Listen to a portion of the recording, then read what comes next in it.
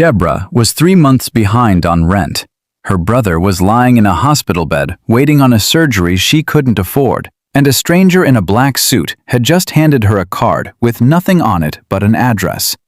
She should have thrown it away. She knew that. Standing there on that cold Seoul street, exhausted in a way that had stopped feeling temporary a long time ago, she knew that any reasonable person would have dropped that card in the nearest bin and kept walking. But here's the thing about hitting rock bottom, and I mean real rock bottom. The kind where you've already tried every reasonable option and watched every door close in your face. You stop being a reasonable person. You start being a desperate one. And desperate people walk into buildings they have no business being in. They sit across tables from men they have no business meeting. And they sign contracts they have absolutely no business signing. So that's exactly what Deborah did. She went to that address. She met Kang Tae-young, a Korean mafia boss who could have had any woman in Seoul standing at his side, and she signed a contract agreeing to become his wife. Fake wife. 6 months. Clean and simple. That was the plan. But nobody told her plan, because from the moment she walked into that building, nothing about this was ever going to be clean or simple again. You need to understand where Deborah was before any of this, because the woman who signed that contract didn't get there overnight. She had been in Seoul for almost a year by that point. What started as a temporary move, a chance to save money, earn better, send some back home, figure out the next step, had quietly become her whole life. And not in the glittering, exciting way that moving to a new city sometimes becomes your whole life. In the grinding, relentless, survival mode way. Seoul was expensive. That was the blunt reality of it. Beautiful, yes. Electric, yes. But expensive in a way that felt almost personal. Like the city itself had looked at her and decided she wasn't the kind of person it was designed for. She worked everywhere she could. Cafe shifts on weekends, translation gigs that paid per word and ran dry at the worst possible times, remote customer service work that she did late at night in a tiny apartment that had better Wi-Fi than heating. She was never not working. And still, every month, the numbers didn't quite add up the way she needed them to. And then came the phone call that made all of that feel small. Her younger brother. Hospital. Diagnosis. Surgery required, and required soon. She still remembered sitting on the floor of her apartment after that call. Not the bed, the floor, because somehow she'd just slid right off the chair and ended up there, staring at a number on her phone screen that represented what the surgery would cost, and feeling the gap between that number and what she had like a physical thing. He tried to be brave about it. Every time she called, he'd tell her not to worry. He'd laugh and say he was fine. But she could hear what was underneath his voice. The exhaustion of someone trying to protect the person who was supposed to be protecting him. She had looked into everything. Loans, aid programs, payment plans. Every option that came with a door at the end of it had turned out to be a door that closed before she reached it. And the bills kept stacking, and the timeline kept tightening, and Deborah kept waking up every morning and doing the only thing she knew how to do. She kept going. She was walking home from a late shift on a Tuesday evening, the city loud and lit up and entirely indifferent to her situation, when the man in the black suit stepped into her path. He was tall, composed, dressed with the kind of precision that told her someone else had laid those clothes out for him that morning. He looked at her with the expression of someone who already knew the outcome of this conversation. "You're Deborah?" She stopped. Her instincts prickled. "Depends on who's asking. My employer has a proposition for you." She looked him over, looked at the quiet, expensive car idling at the curb behind him, looked at the way he stood, still, patient, not pushy, which was somehow more unsettling than pushiness would have been. "I'm not interested." She moved to step around him. He held out a card. Just a card, white, minimal, nothing on it but an address. "1 meeting," he said. "That's all." She didn't take it right away. She looked at it for a moment, in his hand, and she thought, "This is not something you do. This is not something a sensible person does." Then she thought about the notification she'd gotten that afternoon from the hospital billing department. She took the card, told herself she was just curious. But really? She was just tired enough and scared enough and out of options enough that just curious was the most she could manage by way of dignity. That night she sat on her apartment floor with that card in her hand and her brother's last voicemail still unplayed in her phone, and she made a decision she would spend the next 6 weeks trying to categorize. She went the next evening. The address took her somewhere she hadn't expected. Not a back alley office, not some anonymous building in an industrial part of the city. The address on that card took her to one of the most commanding buildings in Seoul, the kind that makes you feel small just standing at its base, all glass and steel and perfectly calibrated intimidation. Security checkpoints, men in dark suits at every transition point, cameras that tracked movement without announcing themselves.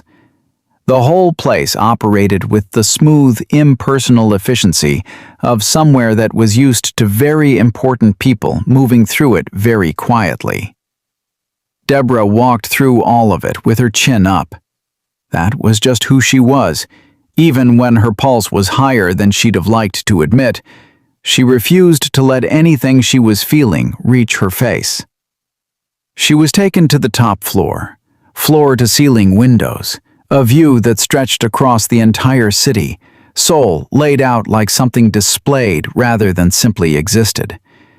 And standing at those windows, with his back to her, was a man who looked like he belonged to that view, like the city was something he observed from a distance because he was used to watching things from above. He turned around when she entered. And this is the part I need you to really picture, because Kang Tae-young was not what you'd expect when you hear the words Korean mafia boss. He was young, late 20s. There was a stillness to him that was the first thing you noticed. Not the kind of stillness that comes from shyness or discomfort, but the kind that comes from someone who has learned very deliberately to never move unless the movement means something. Sharp jawline, dark eyes that took everything in and gave nothing back. The faint edge of a dragon tattoo visible above his collar, tracing up along his neck. Not a decoration, somehow, but a detail that belonged. He didn't look like chaos, but he felt like it. The way a storm feels like something before a single drop of rain has fallen.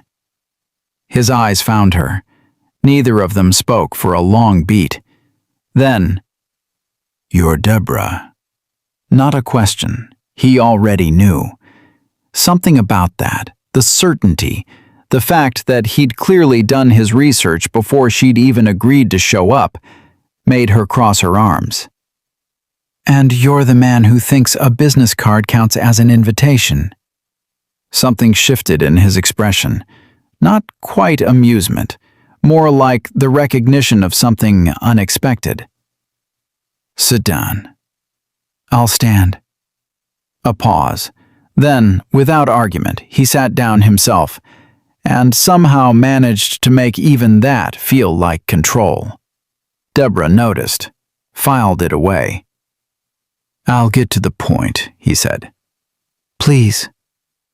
"I need a wife." Silence. She let that sit for a full 3 seconds. "Say that again."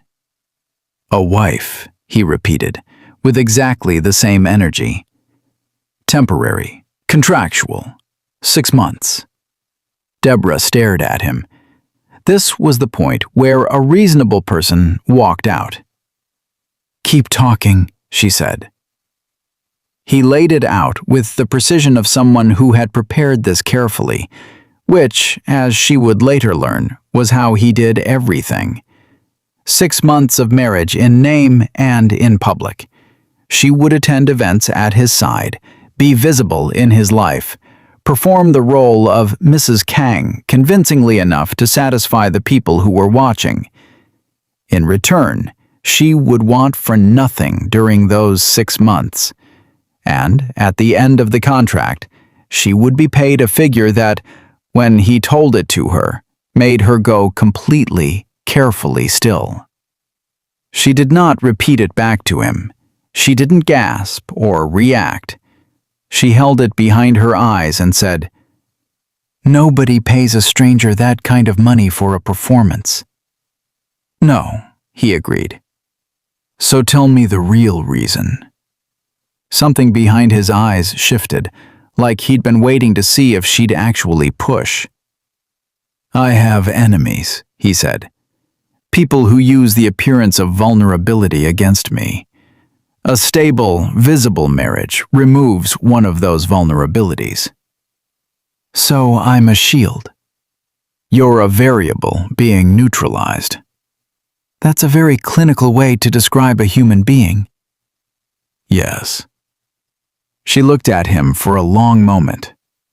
He didn't flinch, didn't try to soften it, didn't reach for the diplomatic version. Most people, when they say something calculated, at least perform some level of discomfort about it. Taeyang just held her gaze and let the truth be what it was. Strangely, that almost made it worse. But it also, and she absolutely would not have admitted this in that moment, made her trust the rest of it more than she expected to. "I have conditions." He didn't look surprised. "State them." "No lies between us in private. In public, we do what's required. But when it's just us, I want honesty about everything." A nod. "No unnecessary physical contact. If an appearance requires something, we discuss it first." Another nod. "And when the 6 months ends, it ends completely. I walk away, and neither of us makes it complicated." He was quiet for a moment. Then, "Agreed." She looked at the contract already on the table, already drawn up, already detailed, because of course it was. And she thought about her brother, about the hospital, about the number she needed and had no other way to reach. She picked up the pen, and she signed it. She told herself it was a transaction, clean, logical, temporary. She was very good at telling herself things. The wedding was the quietest event Deborah had ever been part of. No flowers, no family, no feeling of significance. Just a registrar, 2 witnesses she'd never see again, paperwork exchanged across a desk, and a ring placed on her finger, with the same energy someone might use to countersign a lease. She wore something simple. He wore black. When it was done, there was a beat where they just existed in the room without speaking. And then they got into a car, and Deborah watched Seoul move past the window and thought, "What exactly have I just done?" The residence answered that question in its own way.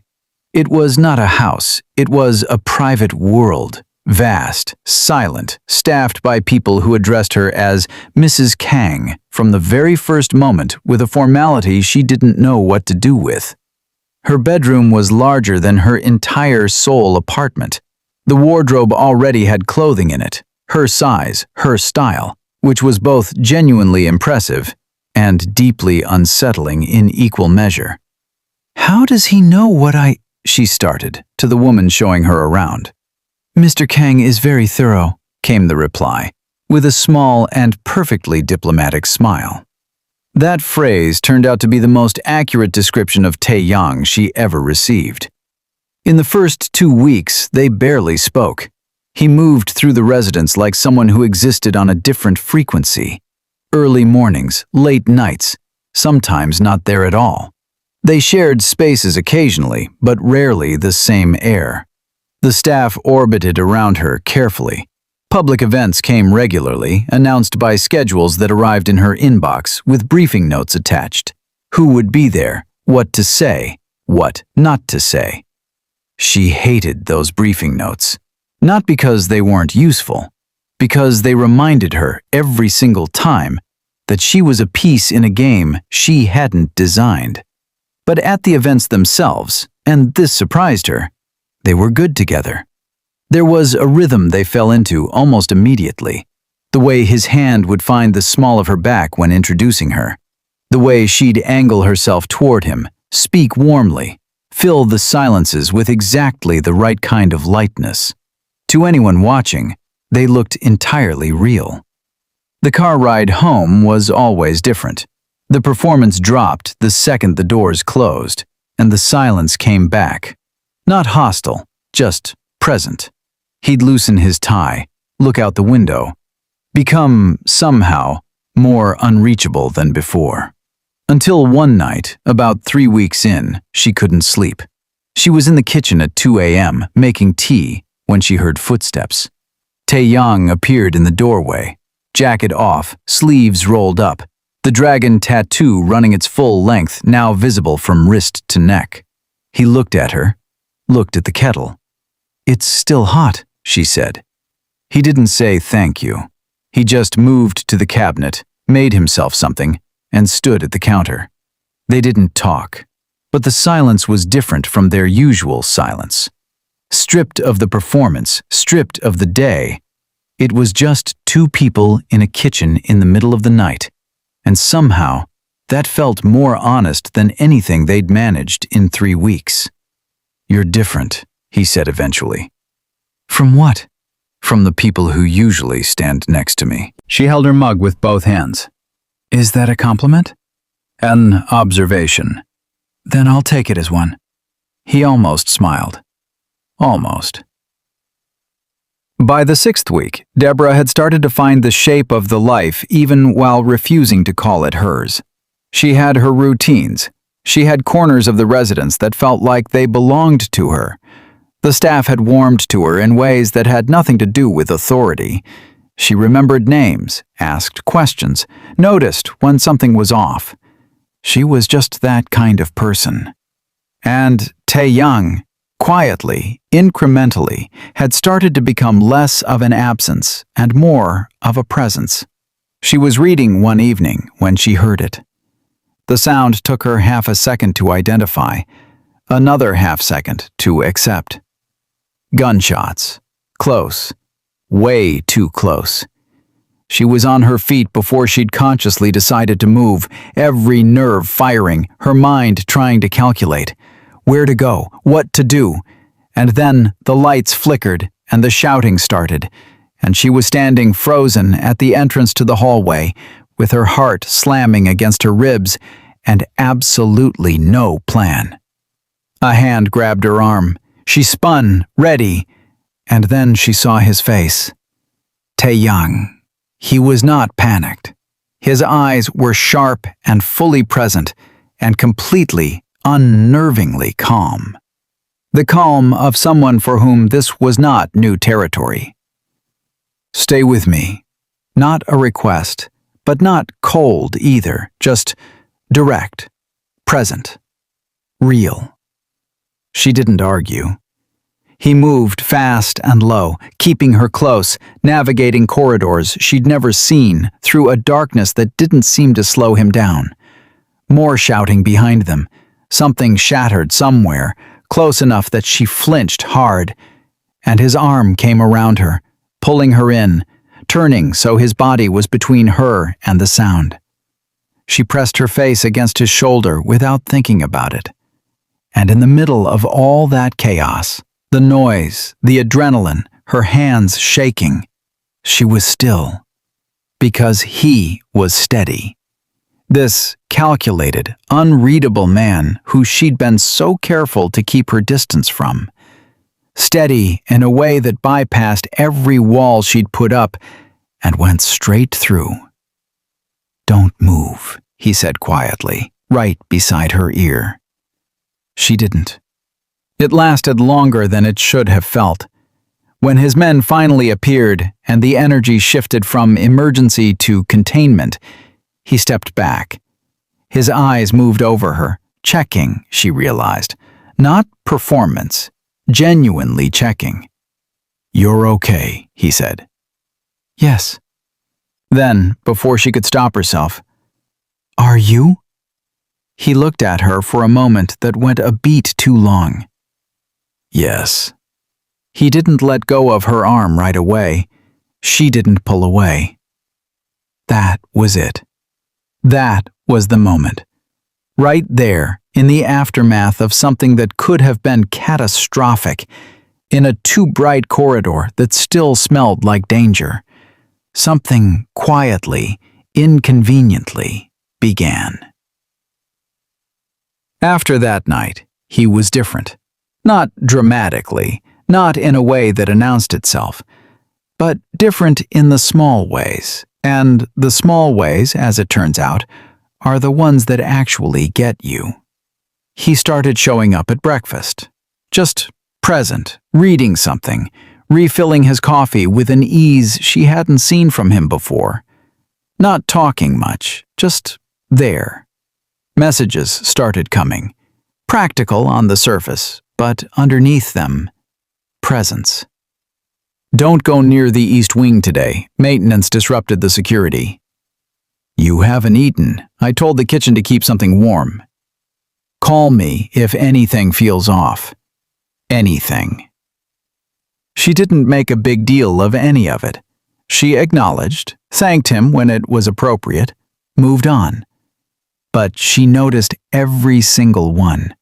Stored them somewhere she told herself she wasn't keeping. One evening, she found him alone outside. No guards nearby, no phone in his hand. Just him, looking at the city. She sat near him without being asked, and the quiet between them was different from their usual quiet. Softer, less defended. "Why me?" she asked eventually. The pause was long enough that she thought he wouldn't answer. "Because you don't look at me like I'm dangerous." She let that sit. "Most people do," he added. "Just fact, no self-pity." "And that bothers you?" "No, it's just inaccurate." "Because you're more dangerous than they realize?" "Because danger isn't the whole thing." She looked at him then, really looked, and in the dark his face was different, less constructed. "Maybe you're just misunderstood," she said. He was quiet for a moment, then, quietly, "No, Deborah, I'm not misunderstood. I'm exactly what they say. I just contain more than that." She didn't have an answer for it, but she thought about it for days. Here is something Deborah slowly came to understand during those weeks. Kang Tae-young was exhausted. Not physically. Physically, he seemed constructed from something harder than regular human material.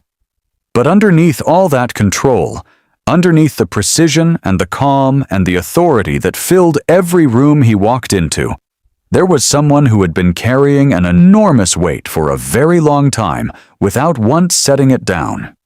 She saw it in the way he'd sit, in private, and stare at nothing. In the way certain calls left him more compressed afterward, like he was folding whatever the call had brought down into a smaller and smaller shape so it could fit somewhere inside him that already had no space. She started doing small things. She told herself they were practical, that she was just being a decent person, that they meant nothing about how she felt. She made sure there was coffee ready when he came in late.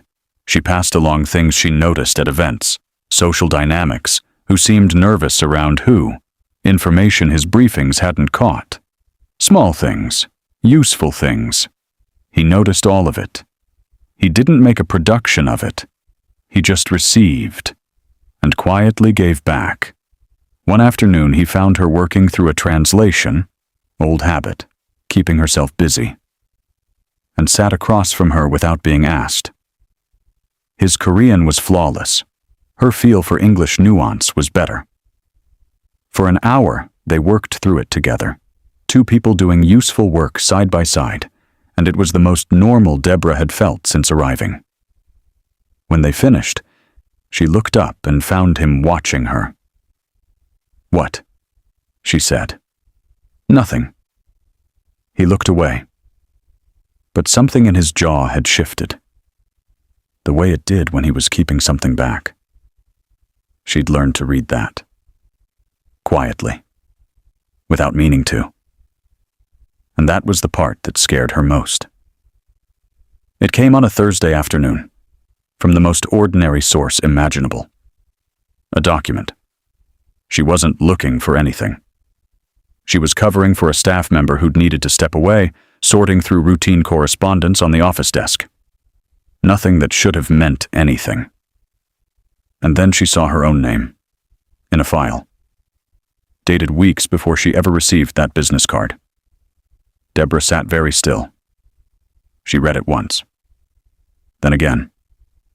Then a third time, looking for the interpretation that made it mean something else. There was no other interpretation. She had been chosen long before that evening on the street. Her background had been researched, her financial situation, her brother, the hospital, the exact amount of pressure she was under, had been identified and catalogued. She had been selected because she was vulnerable, because she was useful. Not in spite of her circumstances, because of them. She sat with that in the quiet office for a long time. Then she went to find him. She didn't shout. She'd decided that somewhere between the office and the corridor. She was not going to let him see her break. She found him in the study and closed the door. "You knew who I was before the card." He looked at her. "No flinch?" "Yes." "You researched me, my brother, everything." "Yes." "You knew exactly how much pressure I was under. You knew I'd say yes." "I thought it was likely." Deborah held herself very still. "So what was I? At the beginning? What was I to you?" He was quiet. For the first time since she'd met him, she couldn't read what was behind his eyes. Couldn't tell if he didn't have an answer, or if the answer was something he didn't want to give her. "Strategy," he said. The word landed like stone on stone. She breathed through it. And now? He looked at her differently. Like something had slipped that he hadn't meant to slip. Like a version of him she'd only caught in glimpses was suddenly, briefly, right at the surface. "Now you're a mistake I didn't plan for." She held his gaze for a long moment. She didn't know whether that was the truest thing he'd ever said to her, or just another calculated thing wearing the clothes of sincerity. And she didn't trust herself to stay and find out. She packed carefully. She always did things carefully. It was a survival habit. Do the task in front of you completely. Don't look at the bigger picture until you're ready for it. She folded her clothes, gathered her documents, took only what was hers. Not a single item from the wardrobe he'd filled, not one piece of jewelry. She wanted nothing of his. She had her bag in her hand when he appeared in the doorway. She hadn't heard him coming. She never did. "I'm leaving." "You can't." She looked at him steadily. "You don't get to decide that anymore." His jaw tightened. "You don't understand the position you're walking into." "I understand it fine. The people who came here that night, we're coming for you," she said.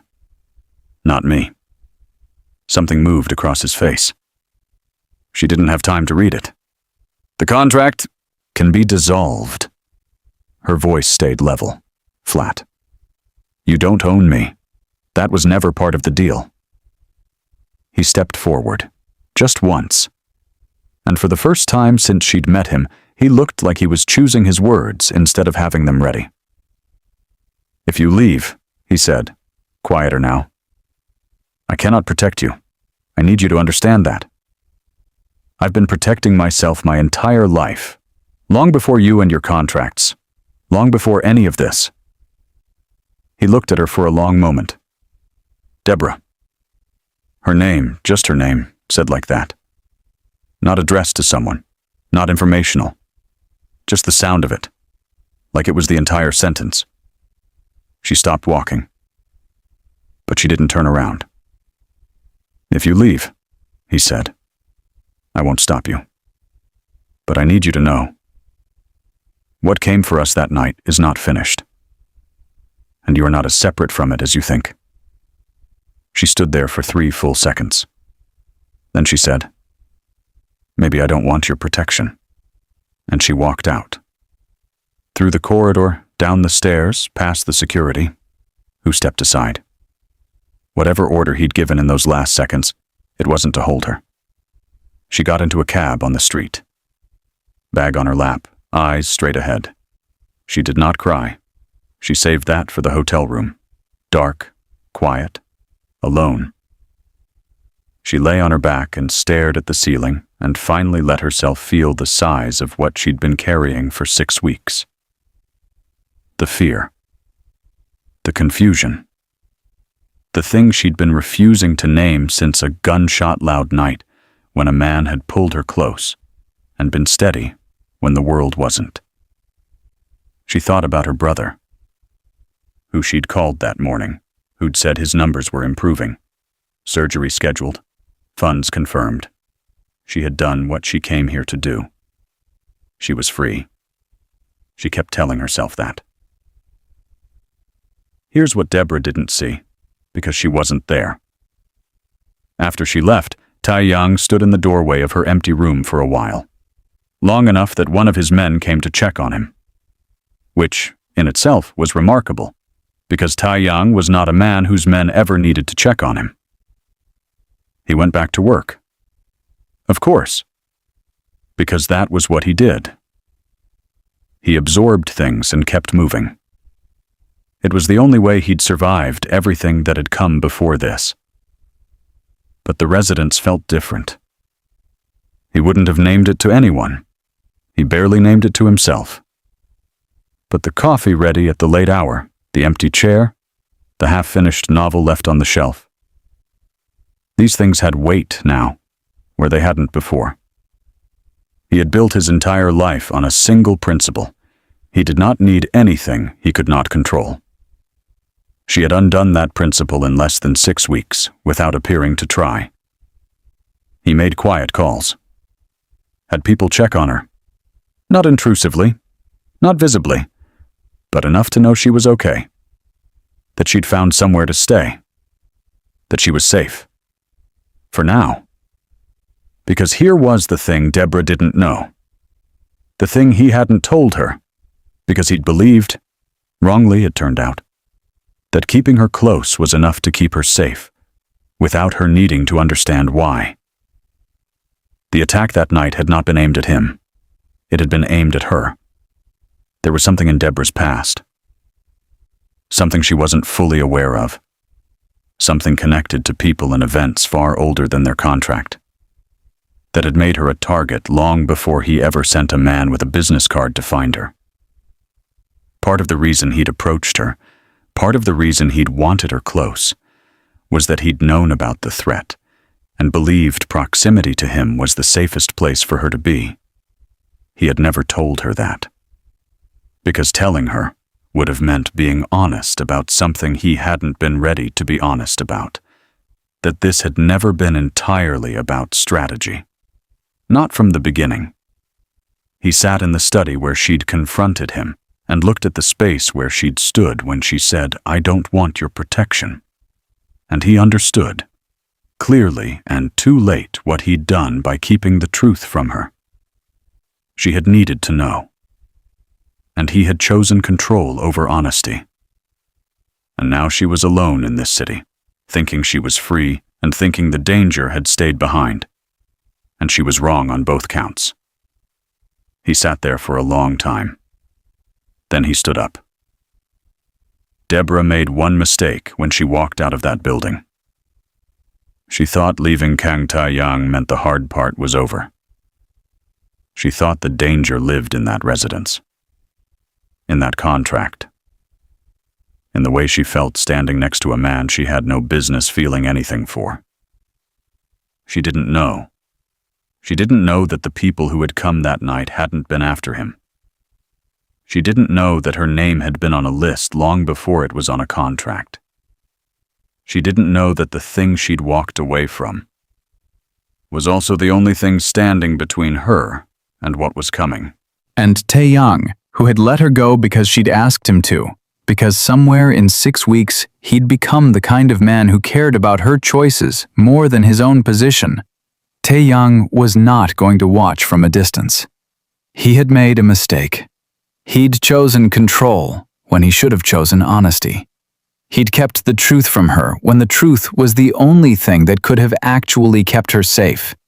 He was going to find her. Not to bring her back. Not to restart the contract or resume the arrangement or reclaim whatever position she'd occupied in his strategy. He was going to find her because she was in danger, and he was the only person on Earth who fully understood the shape of it.